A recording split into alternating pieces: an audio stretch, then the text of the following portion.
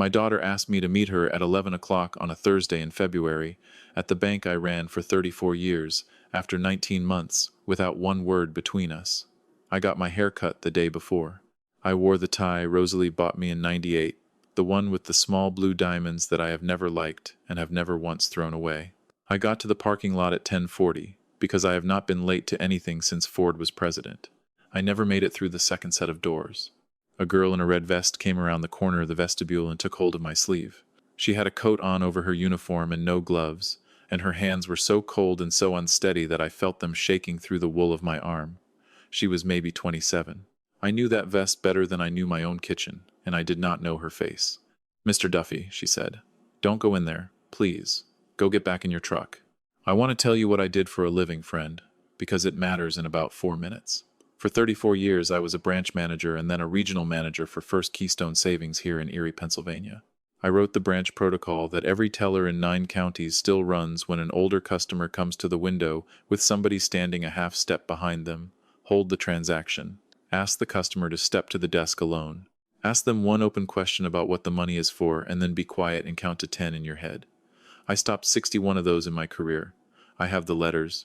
61 times I was the man in the room who said, "Hold on now, let's slow down." And on the 3rd of February, at 11:20 in the morning, 101 miles from my own front door, I became a signature on a piece of paper. I stepped back. I don't know why. There was something in her jaw. I have watched a lot of people lie across a desk, and this girl was not doing it. "What is this?" I said. "They already ran your credit," she said. "Twice. Yesterday and again this morning. And there's a folding wheelchair in the trunk of your daughter's car." Then she said the thing that put me across the street. She said, "The appointment isn't lunch. It's a closing." So a 70-year-old man with a bad hip sat in a booth at the Coney Island on the corner with a cup of coffee he never touched, looking through a window at his own bank. 9 minutes. That's all it took. At 10:51, a silver sedan parked in the handicapped space with a placard my daughter has no business owning. At 10:53, a man came in carrying a black zip bag, the kind our couriers used, and my son-in-law Des has carried one exactly like it since he got his notary commission. At 10:55, a woman in a puffy coat went in with a laptop and a lanyard, and I have sat across from 400 of those lanyards. Lender representative. And at 10:57, my daughter Colleen came out of the passenger side, opened the trunk, and lifted out a folded wheelchair. A wheelchair. I want you to sit with that with me. I walk 2 miles a day around the bayfront when it isn't ice. I shovel my own steps. That chair was not for me to sit in. That chair was for the lender rep to see in the corner of the room while she watched a 70-year-old man sign his name. It was a prop. It was set dressing. My daughter went to a medical supply place on Peach Street and rented a piece of furniture so that a stranger would look at her father and think, "Oh, the poor thing." And then Colleen stood in the lot for a second and did something I have not been able to put down since.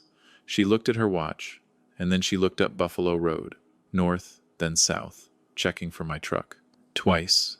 Every single person in that building was going to look up that road for me sooner or later. Only one of them already knew which direction I'd be coming from and how long I'd take. They were in there 50 minutes. I watched the lender rep come out at 11:42 and stand by her car with her phone to her ear and one hand flat on the roof. I watched Des put the black bag back in the trunk. And I watched my daughter carry that wheelchair back out, fold it up under her arm like a lawn chair after a rained-out picnic, and load it, and get in, and sit there for a long while before the car moved. I sat in that booth until my coffee had a skin on it. Now let me tell you what would have happened if I had walked through those doors at 11 o'clock like a man going to lunch with his kid. Because this is the part I need every one of you to hear, and it takes about 90 seconds. There would have been a folder on the table. Inside it would have been a set of ratification documents. That's a real thing. It's a legitimate instrument. When there's a defect in a prior signing, sometimes everybody sits back down and re-executes it clean, and the new signature reaches backward and makes the old paper good. That's all it is. 3 pages and an acknowledgement. I would have signed it. I would have signed it because it was my daughter, and because there would have been a nice woman from a lender there being pleasant, and because Des would have had a pen out already and his thumb on the line, and because I have signed 9,000 things in my life at other people's tables. And the second my pen came off that page, a felony that happened last February would have stopped existing, not been forgiven. Never happened.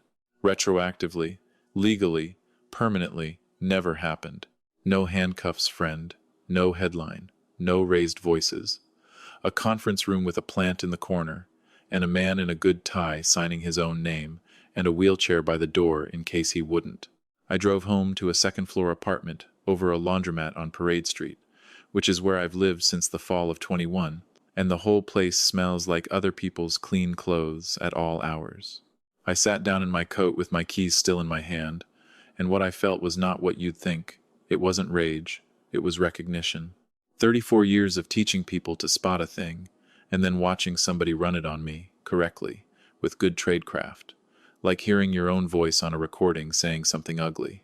Now, let me tell you what I handed over, because nobody took it from me. I gave it, and I gave it with both hands, and I would bet the deed to a house I no longer legally own that you have done at least one of these. October of 2017, the week we buried Rosalie. Pancreatic. 7 months, start to finish.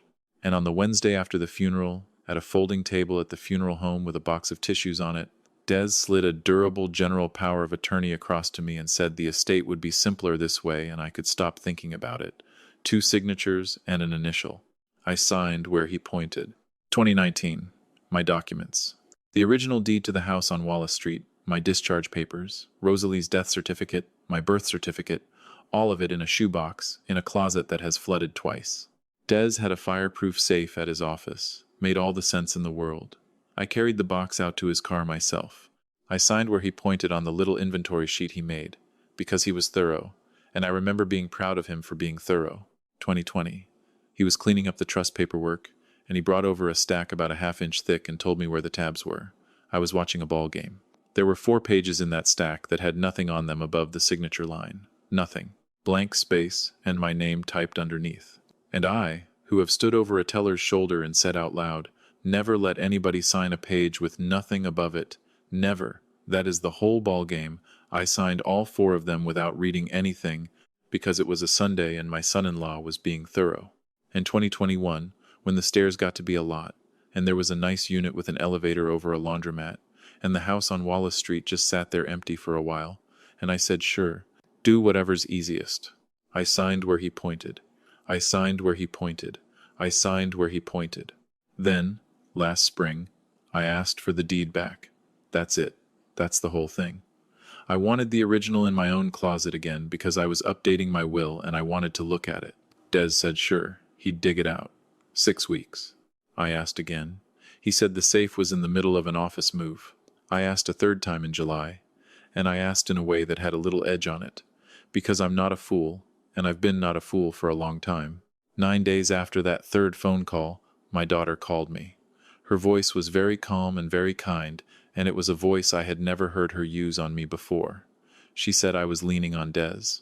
She said he was under a lot of strain with the business. She said maybe everybody could use a little room. 19 months of silence started with a man asking for a photocopy of his own house. For a year and a half I lay in bed over that laundromat thinking I had lost my daughter because I'd been sharp with her husband. That is not what happened. I lost my daughter because I had almost picked up the receipt. Before I take you into the hard part, and it is hard, do me a favor. Tell me down in the comments where you're sitting right now and what time it is where you are. That's all. I read every one of them. There's a fellow in Tulsa who tells me the weather, and a lady in Cebu who tells me what she's cooking, and it is the best hour of my week. All right, stay with me. I need to put something here, and it doesn't go anywhere else. Rosalie and I got married in 76. Colleen came in 81, and when she was 11 she used to come with me on Saturdays and sit in the back of the Buffalo Road branch with the coin. I'd let her run the counter. She loved that machine like some kids love a horse. One Saturday she came out of the back and she was gray in the face. She was a dime short, 1 dime. She'd cried so hard she had the hiccups. And I sat down on a milk crate with my 11-year-old and I told her the thing my own manager told me in 73, and I've told it to about 200 employees since. A shortage is not a sin. Everybody comes up short. You call it out loud. You write it on the sheet in ink. You say the number to another human being, and then you go home and eat your supper. The only thing that will ever end you in this business is a hand that goes quiet. She wrote it on the sheet. In ink. I watched her do it. 33 years later, my daughter was short $211,000 out of an escrow account at her own title agency, and she did not say it out loud. People don't flip, friend. Not one day good, and the next day bad. They lean. A little more each month, always in a direction they'd have swore on their mother they would never go, and every step is shorter than the one before it, and that's why nobody sees it, including them. The girl in the red vest called me the next morning at 10 after 7. Mr. Duffy, this is Priya Balakrishnan. I have to say a lot of this fast. She told me she'd been a teller at Buffalo Road for 4 years. She told me the appointment had been on the branch calendar for 11 days under a client code, and that when she pulled the loan number out of curiosity, she found a reverse mortgage on a property at Wallace Street in the amount of $214,000, funded the previous February, in my name. I put my hand on the counter. Mr. Duffy, the borrower on that file is you. The notary on that file is Desmond Rask. The title agency that closed it is Rask and Vane. And what was yesterday? Yesterday was a curative signing, she said. The lender's underwriter flagged the acknowledgement 3 weeks ago. Somebody has to re-sign it or the file gets referred out. There it was. That's the whole engine of this thing, and I want to make sure I've said it plain, because when I finally understood it, I had to sit down on the floor of my own kitchen. They didn't need my house. They already had my house. The money was already gone, into a hole in an escrow account that my daughter had been walking around for 2 years. What they needed was my hand, because a forged notarization on a mortgage in this state is not a misunderstanding. It is a felony, and it is Dez's commission, and it is Colleen's license, and it is a hole in a trust account that federal people look at. And there was exactly one human being alive who could stand up and say the words that isn't my signature, and I have never met that notary in a professional capacity in my life. Me.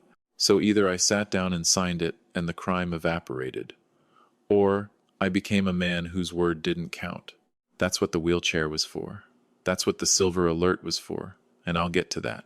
They had 2 envelopes on that table, friend. I only ever saw the one.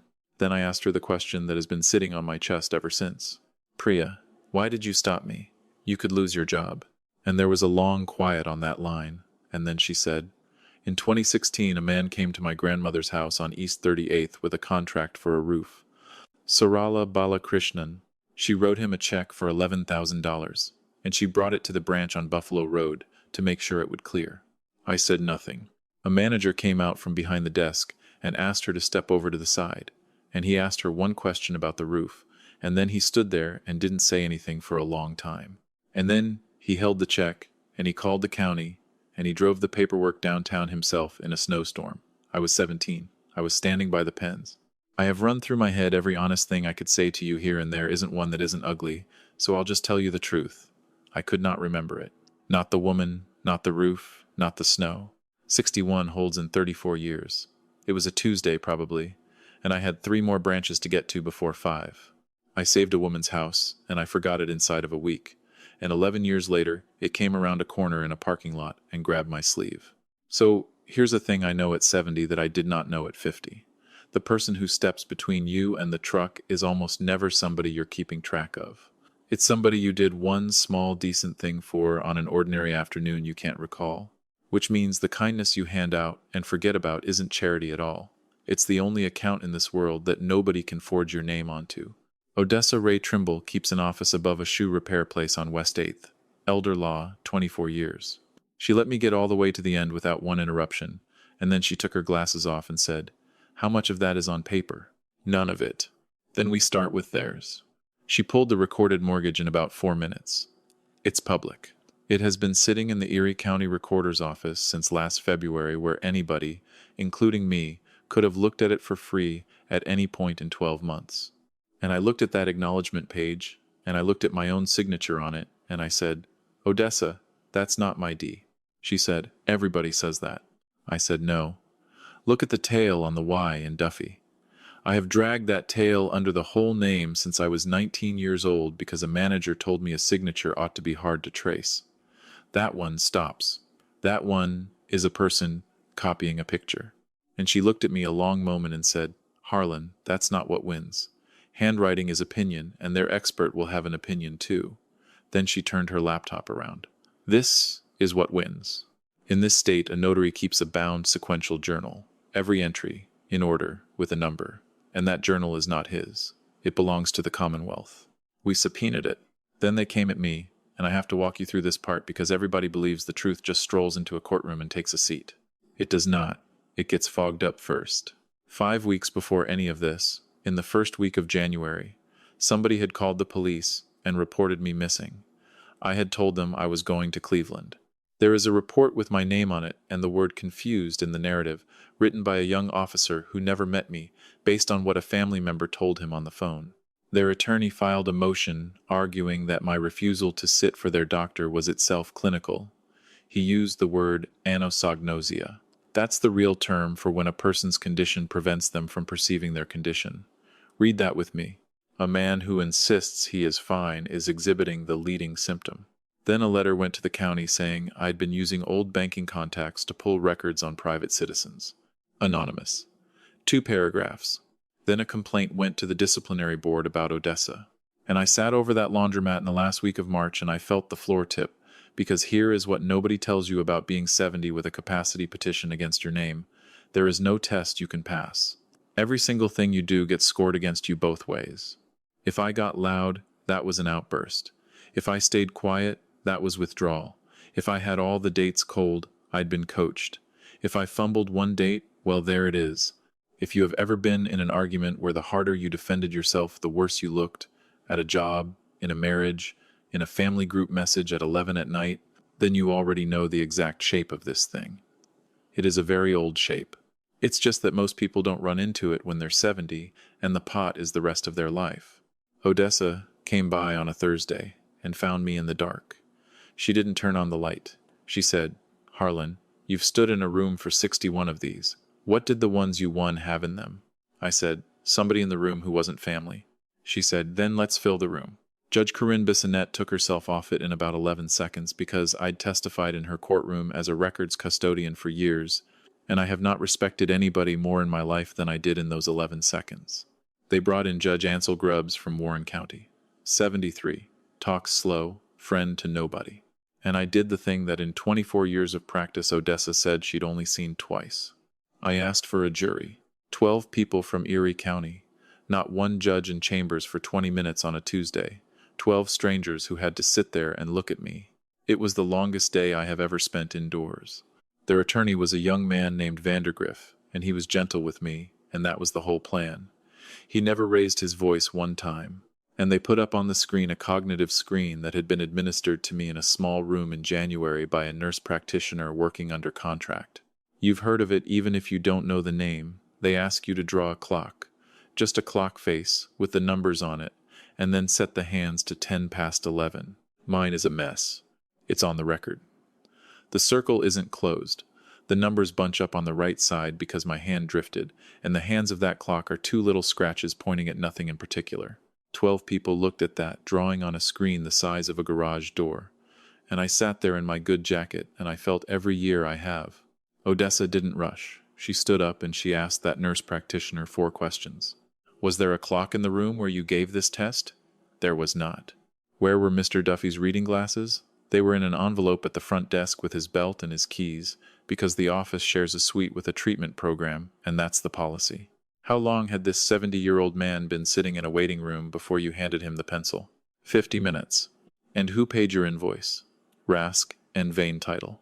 Then Odessa asked the judge for something I'd never seen. She had her own expert, a neuropsychologist from Pittsburgh, hand out blank paper to 12 adult jurors and give them the same instruction, cold, in an unfamiliar room, with everybody watching. 10 past 11. Draw it. 4 of them put the little hand on the 2. 4 out of 12.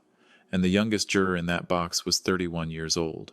And the doctor said, mildly, that the test is a screening tool, that it is meant to tell a physician who might need a longer look, and that it has never in its life been designed to answer the question of whether a grown man gets to keep his own name. Now listen to me, because this is the part I want you to take out of this hour, if you take nothing else. I could not count backward from 100 by 7s today at gunpoint. Neither could my father, who ran a crane for 30 years and could tell you the load rating of every rig on the lake.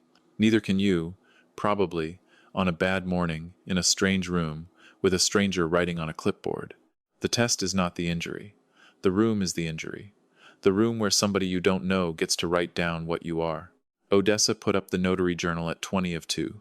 Not the mortgage, the journal. Entry number 1, 1987. Harlan B. Duffy, February 3rd, 11:20 in the morning. thumbprint in the box. And then she put up the entries on either side of it, because in a bound sequential journal you can't move a page. Entry 1986 is dated the 19th of February. Entry 1988 is dated the 20th of February. My entry, dated the 3rd, is sitting between two entries from 17 days later in a book where every line comes after the one above it. Then she put up a sign-in sheet from a natatorium in Cleveland, Ohio. District swim meet. Volunteer timers. H. Duffy, in at 8:40 in the morning, out at 3:50 in the afternoon, initialed by a meet official at the table. My grandson Nolan swam the 200 free that day and took 4 seconds off, 101 miles. And then she put up the thumbprint from that journal beside the one the sheriff's office had taken off me in a hallway 2 weeks before, and a fingerprint examiner said, in the flattest voice you have ever heard, that they did not share a single point of comparison, and that in her professional opinion, the print in that book was made by a right thumb belonging to a person who was not the man sitting at that table. A juror in the second row, a man about 40 in a work jacket, leaned forward and put his forearms on the rail and stayed that way the rest of the afternoon. Then Odessa called Priya. She wore a blue sweater and she kept both hands on her purse the entire time. Vandergriff went at her hard, disgruntled, passed over for a promotion, coached, and Priya Balakrishnan looked at that young man and said, "Sir, I count other people's money 9 hours a day. Nobody looks at me. They look at the money. That's fine. But you should know that the person nobody looks at is the person who sees the whole lobby." Then Odessa called my daughter, and I have run this back more times than the rest of it put together. She was so good up there, composed, credentialed. She explained escrow, and she explained fiduciary duty, and she explained that her father had seemed increasingly unable to manage complex documents, and that everything she had done was to protect an asset. And Odessa said quietly, "Mrs. Rask, why the wheelchair?" Colleen looked at her for a long moment, and then she said, "Because I was 36 years old, in a room at that same bank, and a girl behind the glass told me I wasn't on the account." Nobody moved. She said that in September of 2017 her mother was dying at home and had 4 weeks left, and there was a hospital bed and a private duty aid that Medicare wouldn't cover, and she went to the branch her father built with a check her mother had signed at the kitchen table, and a teller followed the protocol. Hold the transaction, step aside, ask the customer, and the customer was upstairs on morphine and could not come to the counter. She said it took 11 days. She said her mother spent 9 of those 11 days on the couch in the front room because there was nobody strong enough in the house to get her up the stairs, and that on the 10th day her father was in Harrisburg at a compliance conference. Her voice did not move 1 degree the whole time. "The rule that stopped that check," she said, "has my father's initials on the bottom of it. I have looked at them. The room was so quiet I could hear the heat come on." She folded her hands. She said, "I have never been on the wrong side of a piece of paper again." Odessa let it sit. I counted 9 seconds. Then she said, "Mrs. Rask, how many of the 63 senior equity closings your agency handled for Lakeshore had a family member present at the table?" Colleen said she'd have to look at the files. "Approximately? Almost none." And Odessa Coyle Trimble said the only hard thing she said all day, and she said it very softly. "So you built the room you were shut out of, and then you put other people's parents in it." Grubbs sustained the objection before Vandergriff got the word all the way out and told the jury to strike it, and every living soul in that courtroom knew that not one of them would. She was not a monster, friend. That's what I need you to carry out of here, and it's the reason I'm still not sleeping right. She was a 36-year-old woman who could not get her mother off a couch, and the thing standing in her way had her own father's initials at the bottom of it. And she went out and got the only thing in this country that never has to ask permission, which is the pen, and then she used it 63 times. Understanding somebody does not make it lighter, it makes it heavier. A monster you hate and you're finished. A person you have to carry the rest of the way. Odessa sat down, and then she stood right back up and said, "One more, Your Honor, Desmond Rask." He went up there like a man walking into cold water. She was so gentle with him it was almost unbearable. She asked him about the deck he and I built off the back of Wallace Street in 2014. She asked whether I'd shown him how to set a ledger board. He said yes. He said it 3 times before it came out. And then she put the journal page and the sheriff's print card up side by side on that screen and said, "Mr. Rask, whose thumb is in your book?" 15 seconds, I counted. And Judge Grubbs leaned forward, slow as a barge, and said, "Sir, you'll answer." And my son-in-law looked at the floor and said, "Mine." You could feel it go through those 12 people, like lights coming on room by room in a house at dusk. And my daughter turned her head and looked at her husband, and I have never seen a human face do what her face did. She hadn't known. She had 4 plans in that folder, and not one of them had that in it. And here's what nobody in that room would forgive me for. Every part of me that has ever been anything wanted to get up out of that chair and walk over and put my hand on the back of my daughter's neck, the way you do a kid who's wrecked a bicycle. I sat still, hands flat on the table. That is the hardest thing I have ever done in my life, and there is no record of it anywhere. The jury was out 55 minutes. They found that Harlan Boyce Duffy is of sound mind and fully capable of managing his person and his estate. Judge Grubbs dismissed the petition with prejudice, voided the mortgage on Wallace Street for fraud in the execution, and revoked the power of attorney I signed at a funeral home with a box of tissues on the table. And then he took his glasses off and said, "Counselor, did I hear 63? "Yes, Your Honor." He turned to his clerk and said, "Get me the Department of State today." That phone call is the only thing out of this entire year that actually matters. 63 files got opened, 19 of them are still open. Lakeshore Equity is gone. Dez pled to forgery and tampering, took 18 months in restitution, and lost his commission for life. Colleen surrendered her title license and will not get another one in this Commonwealth. She was never charged with a crime, because on the day it started there wasn't one. That was always the point. She wrote to me in October. 6 pages. There is not one excuse anywhere in it, which is the only reason I believe it. I haven't answered yet. I've started it 4 times. All I've got so far is one line, and it's this. You were right about the 11 days, and I was in Harrisburg, and I have thought about that couch every night since June. I keep her letter in the drawer where the power of attorney used to be. That's what I've got. Any man who tells you he forgave a thing like this inside a year is selling something. I asked the Area Agency on Aging for one thing. No pay. I'm too old to be an employee and too stubborn to be a client. Every Tuesday I sit at a folding table by the large print shelf at the Blasco Library with a legal pad, and people bring me their envelopes and I read them out loud. Last week, a woman named Arletta Tomsick, 84, brought me a manila envelope she has had on top of her refrigerator since 2022 and never opened. There's a lien on her house from a contractor she paid in cash. She can't tell you what year it is. She looked at me with those pale eyes and said, "Mister, I can't read the small ones anymore. But I know nobody ever read it to me." I wrote that down word for word.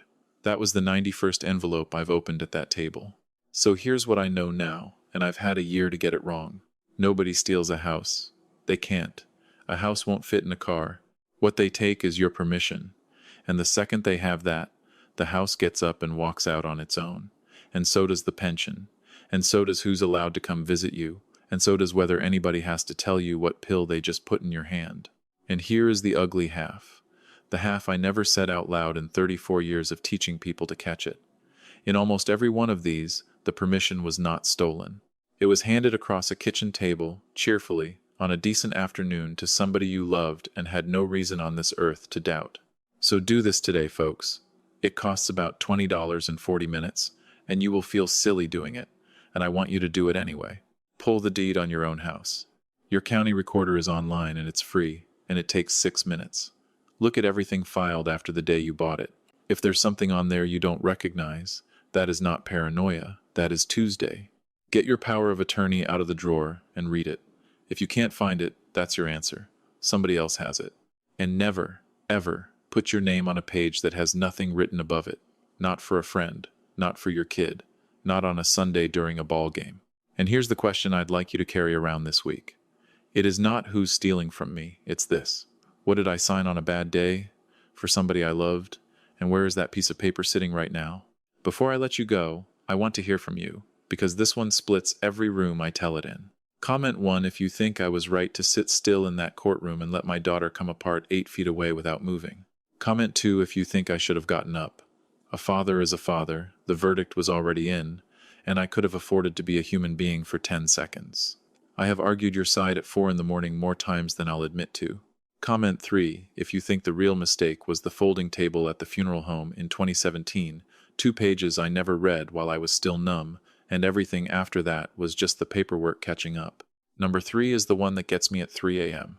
And comment 4, if you're sitting there like I am, thinking that a test you would fail this morning has no business deciding the rest of anybody's life. Tell me where you're listening from and what time it is where you are. It's a strange, good thing to know this is playing in a garage in Bakersfield, in a kitchen in Galway, in a truck somewhere it's already dark. And if anybody has ever stood in a room and explained your own mind back to you like they were reading you the weather, say so. Somebody scrolling past you tonight has never once heard another person put it into words. If this one stuck to you, subscribe and sit with us a while. It's just me, these stories, and a comment section that keeps me honest. Go find out what you signed, and go be decent to somebody you're going to forget. This is a fictional story inspired by real emotional experiences, fully reimagined and rewritten in Erie, Pennsylvania, to create original content. Any resemblance to actual people or events is coincidental.